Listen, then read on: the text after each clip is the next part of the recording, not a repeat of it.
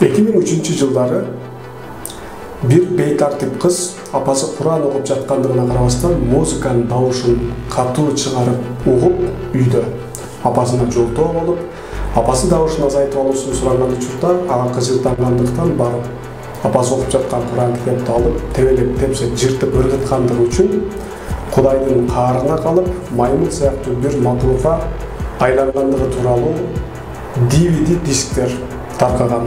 Анын ичинде ошол сүрөт бар болчу.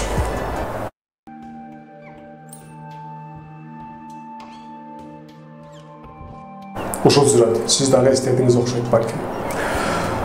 Кызыгы мындай материалдардын аркасы токтобой кийинки жылдарда чыгып турду. Биз ылгабай ишене бергендиктенби, айтор таптакыр окшошпогон нерселерге деле диний маңыз кийирип туруп тарата беришти. Алла деп арабча жазылган арынын уясы, помидордун уруктары, козунун жанындагы аласы сыяктуу нерселерди биз байма-бай эле көрүп калдык. Эң эле жөнөкөй мисал катары адамдын организминдеги укмуштарды, табияттын кынтыксыз кызмат кылып жаткандыгын карап туруп деле Кудайдын бар жана бир экендигине ынануу мүмкүн. Көз алдыбызда турган кереметтерди көрбөй, анан Кудайды арынын уясынан издеп кала турганчалык аң сезим мокогон пендеден Кудай деле үмүт кылбаса керек көп нерсени деп ойлойм да.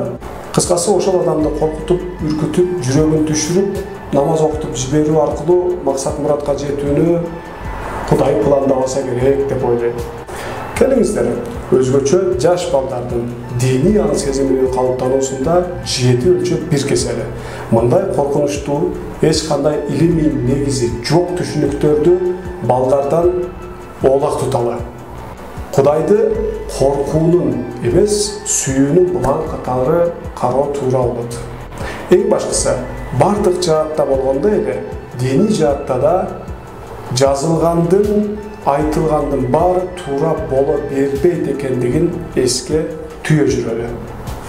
Бул сүрөттү мен да көргөм, мен дагы таасирленгенмин. Ошол учурдагы жаш кураган диний билимим, мечит менен, молдоке менен болгон мамилемден алакамдан улам, аябай психологиялык коркууга кабылганмын мен дагы. Демек, Кудай кези келгенде ушунчалык мыкаачы болуп кетет экен да деген ой калган болчу. Себеби бул сүрөт камтылган дистин ичинде намаз окубаган баланын өтө кыйналып жан бергендиги, дагы башка намаз окубай өткөн жаш баланын жасады көргө кирер менен сөөктөрүнүн майкандалгандыгы, чачынын агаргандыгы, агарып кеткендиги, кыйноолордон улам тууралуу видео материалдар бар эле. Өзү таптакыр түрү суук материалдарды жүктөп жаткан аз келгенсип, буга Курандын аяттарын арабча окулушун кошуп монтаждашкан экен, кайгылуу музыкалардын коштоосунда.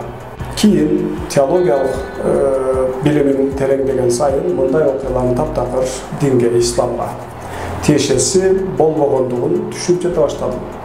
Мен билгенден азыр деле биздин өлкөдө тил албаган пендесине аябай мыкаачылык көрсөткөн, Кудай түшүнүгүнөн арыла албаган көптөгөн эже карындаштарыбыз, агайындыларыбыз бар.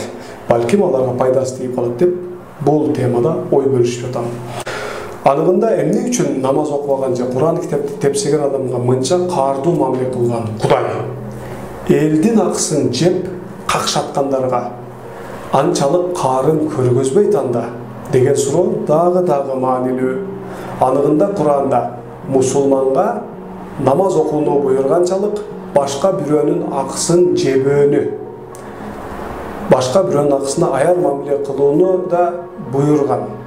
Ал тургай намазга караганда бирөөнүн акысына аяр мамиле кылуу керектигин эскерткен аяттардын саны да көп чыгып калышы мүмкүн.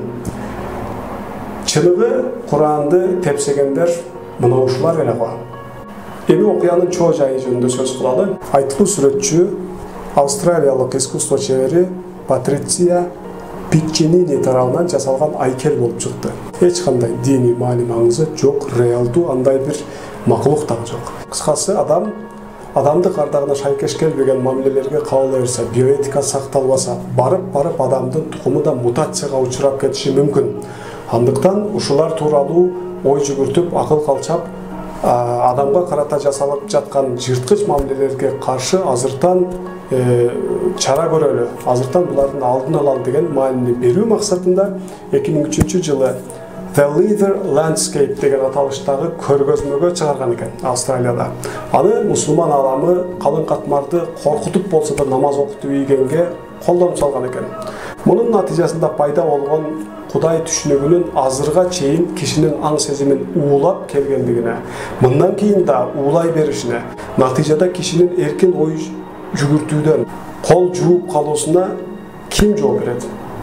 Мындан кабары болгон автор мусулман ааламында бул мааниде бул сүрөттү колдонуп жаткандарды менин айтайын дегеними эч түшүнбөптүр жана мен буга аябай капа болдум деген билдирүүсүн таратыптыр. Караңыздарчы, илим билимден узак калуу адамды канчалык гана коркунучтуу натыйжаларга алып келип кептейт. Кудай пенделеринин аң сезимдүү түрдө сыйынуусун каалайт.